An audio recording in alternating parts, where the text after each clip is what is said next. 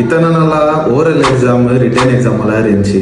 ஆனால் ஒரு டீச்சருக்கு இருக்கிற ஒரு பெயின் என்ன தெரியுங்களா? அந்த பேப்பரை கரெக்ட் பண்ணுறதாங்க. எத்தனையோ பேர் முக்கிய இருந்தாலும் நல்லா இருந்தாலும் அவங்களுக்கு மார்க்ஸ் கொடுக்குறது தான் பெரிய விஷயமே. ஸோ வாங்க இன்னைக்கு நம்ம கரெக்ஷனை பண்ணலாம், சரிங்களா? கேமராமேன் நம்ம ஸ்டூடெண்ட்ஸை காமிங்க. அவங்க ஒரு எக்ஸாம் பேப்பரில் எழுதிக்கிற ஆன்சர்ஸ் வேறு லெவலாக இருக்கும். ஸோ வாங்க பார்க்கலாம். சரி, ஃபஸ்ட்டு நம்மளோட ஸ்ட்ராபெரி பேப்பரை பார்த்தலாம், என்ன எழுதியிருக்கிறாங்கன்னு பார்க்கலாம். ஓகே பரவாயில்லையே, ஸ்ட்ராபெரி எவ்வளோக்கு எவ்வளோ கலர்ஃபுல்லாக இருக்காங்களோ அந்த பேப்பரும் அவ்வளோ அழகாக இருக்குது பார்க்குறதுக்கு. மார்க்ஸை கொடுத்துட்டு பாஸ் பண்ணிடலாம். அடுத்த என்ன, நம்ம கேரட் தான். கேரட்டு என்ன தான் பிளெயினாக இருந்தாலும் ஒரு அளவுக்கு ஆன்சர்ஸ் ஏதோ எழுதியிருக்கிறாங்க. ஸோ இவங்களுக்கு ஒரு மார்க்ஸை கொடுத்துடலாம். ஸ்லைஸாக இருக்கும். அடுத்து நம்ம சாம்பாருன்னுவாங்களே, அது இதுக்கு தான் சொல்லுவாங்க.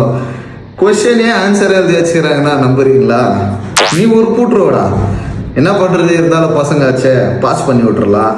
ஓகே சரி, சாம்பார் நல்லா இருக்கு. அடுத்து நம்ம பாலக் பன்னீர். தலைவர் என்ன எழுதி வச்சுருக்கிறான்னு பார்க்கலாமா?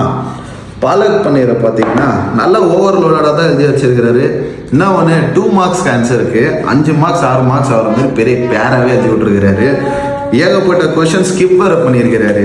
ஸோ ரொம்ப டைம் வேஸ்ட் பண்ணிட்டாரு. பட் ஓகே, மார்க்ஸை கொடுத்துடலாமே.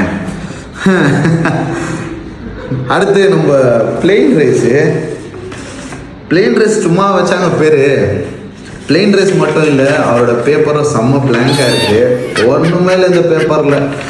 இப்படி இருந்தால் என்ன தான் மார்க்ஸை கொடுக்குறது? ஏண்டா நீங்கள்லாம் ஒருத்தர் விசித்திரமாக இருக்கிறீங்களேடா, உங்களுக்கெல்லாம் மார்க்ஸை கொடுத்து என்ன பண்ண போகிறது தெரில.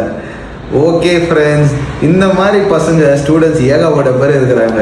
ஸோ ஒரு டீச்சருக்கு தெரியும் எவ்வளோ கஷ்டம்னு சொல்லிட்டு ஃபைனலி கரெக்ஷன் பண்ண ரெடியாக இருங்க. அது மட்டும் இல்லை, இங்கே பார்த்தீங்கன்னா 2 ஸ்டூடெண்ட்டு, ஒருத்தர் சொல்கிறான் நான் சிக்காக இருந்தேன்னு, இன்னொருத்தர் சொல்கிறான் நான் படிக்கவே இல்லைன்னு. இவனுங்களெல்லாம் நான் ப்ரமோட் பண்ணி நெக்ஸ்ட் கிளாஸில் போகிறது பெரிய தலைநோவு. ஸோ டீச்சர்ஸ் முடிஞ்சால் கமெண்ட் பண்ணுங்கள், உங்கள் ஸ்டூடெண்ட்ஸ்க்கு நீங்கள் எப்படியெல்லாம் ஃபேஸ் பண்ண போறீங்கன்னு சொல்லி. தேங்க்யூ ஸோ மச், பாய். ஓகே.